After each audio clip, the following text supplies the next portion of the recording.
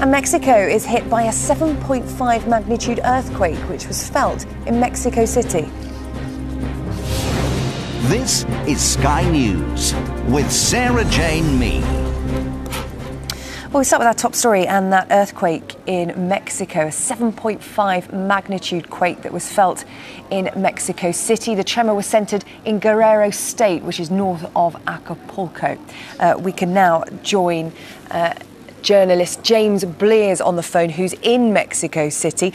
So, James, tell us what happened. We're hearing that it lasted for around 30 seconds. Well, the first I actually heard of it, I was in my office on the first floor of our building, and basically the floor and the whole building turned to jelly.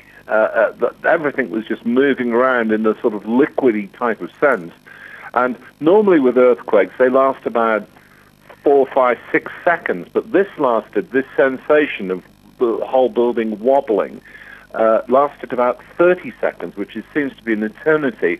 The other thing to stress is that we live in the state of Mexico, Estado de Mexico, which is a good 10 miles away from the city center. And so our house is actually on a hill, which is almost solid rock. So that gives an impression of the tremendous power of this earthquake. And thousands of people in Mexico City have evacuated buildings and are still, as we speak, standing on the streets. They won't go back into the actual buildings because an earthquake of this magnitude often has aftershocks, and so they're waiting a good time before venturing back. Must be also said that this is Easter Friday, so Mexico City is relatively empty. There aren't that many people as in comparison to what there would normally be, but this has been a sizable earthquake. You're talking about aftershocks and people waiting for those to follow. What kind of procedures are in place in somewhere like Mexico City that is vulnerable to earthquakes? Well, this earthquake, actually, as you mentioned a few moments ago, the epicenter of it was in Guerrero state. It was in a place called Tacpan, which is between Acapulco and Zihuatanejo. Normally, there's supposed to be an alarm here in Mexico City. I don't know. It hasn't been confirmed on any type of news reports here on local television that actual earthquake alarm went off. And so that's one thing to consider. But the fact that it happened so quickly, so suddenly, is probably the explanation for that. But there was no prior warning to this.